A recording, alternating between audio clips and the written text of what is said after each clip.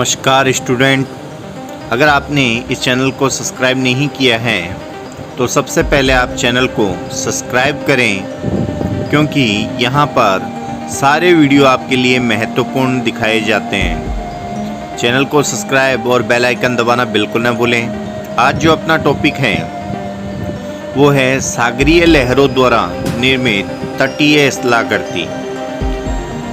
सागरीय लहरों द्वारा निर्मित तटीय स्थलाकृति दो तरह से निर्मित होती है, एक अपरदनात्मक और दूसरी निक्षेपात्मक।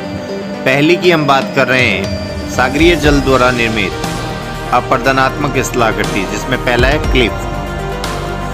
क्लिफ कहते हैं सामुद्रिक जल के द्वारा किए गए अपरदन से तटीय स्थलाकृति के कट जाने से तट पर समुद्र की ओर उभरा हुआ एक प्लेटफॉर्म की तरह स्थलाकृति बन जाती है, जिसे क्लिफ या फिर भृंगु कहते हैं। दूसरा है वो है कंदरा या गुफा।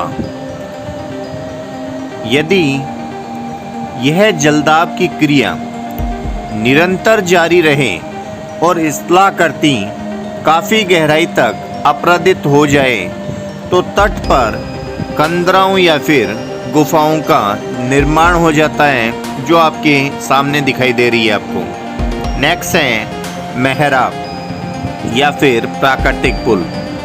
कंदराएं यदि विकसित होकर पूरी तरह नष्ट हो जाए और दोनों तरफ का सामुद्रिक जल आपस में मिल जाए तो प्रारंभ में मेहराब और उसके बाद प्राकृतिक पुल का निर्माण होता है। पहले मेहराब बनता है और फिर प्राकृतिक पुल बनता है। नेक्स्ट है धमी छिद्र।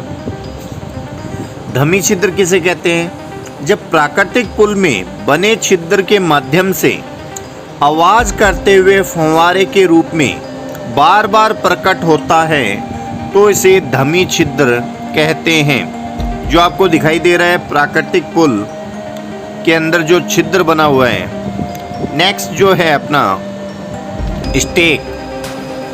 स्टेक कहते हैं प्राकृतिक पुल के ध्वस्त होकर समुद्र में गिर जाने के उपरांत समुद्र की ओर शेष बचा खड़ा स्तंभ ही क्या कहलाता है? स्टेक कहलाता है। जो खड़ा हुआ आपको दिखाई दे रहा है, ये बचा पार्ट है, ये क्या कहलाता है? स्टेक कहलाता है। नेक्स्ट अपना है निवेशिका। निवेशिका कहते हैं सामुद्रिक जल के अपघर्षण के परिणाम स्वरूप तटवर्ती क्षेत्र के क्षैतिजीय सतही अपरदन के परिणाम स्वरूप तट के ऊपर एक निवेशिका का निर्माण हो जाता है, जो कालांतर में किसी खाड़ी के अंदर परिवर्तित हो जाती है।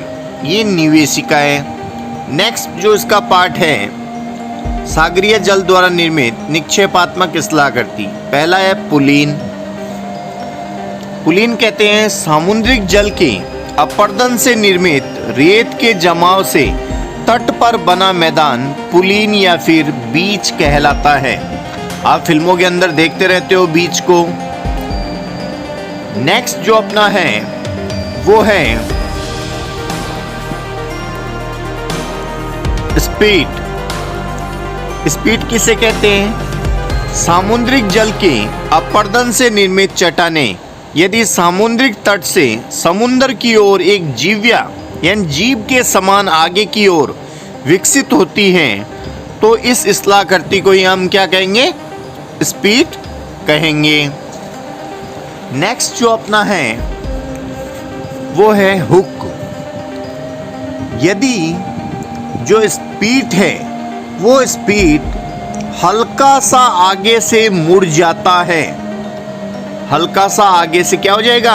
जैसे आपको डायग्राम में दिखाई दे रहे हैं, हल्का सा आगे से मुड़ चुका है। इसे ही हम क्या कहेंगे?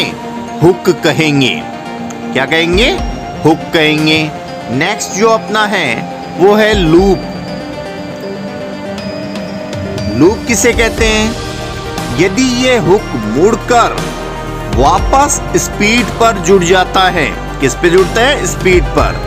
एवं मध्य में झीलनुमा आकृति बन जाती है तो इस झीलनुमा आकृति को हम क्या कहेंगे? लूप कहेंगे। नेक्स्ट जो अपना है वो है टोम्बोलो। समुद्र तट से किसी द्वीप को जोड़ने वाले स्पीड को ही हम क्या बोलते हैं? टोम्बोलो बोलते हैं। अगेन सुन लीजिए, समुद्र तट से किसी द्वीप को जोड़ने वाले स्पीड को क्या कहेंगे हम? टोम्बोलो कहेंगे, जो आपके सामने आपको दिखाई दे रहा है। चैनल को लाइक शेयर सब्सक्राइब करना बिल्कुल ना भूलें। इसी के साथ धन्यवाद।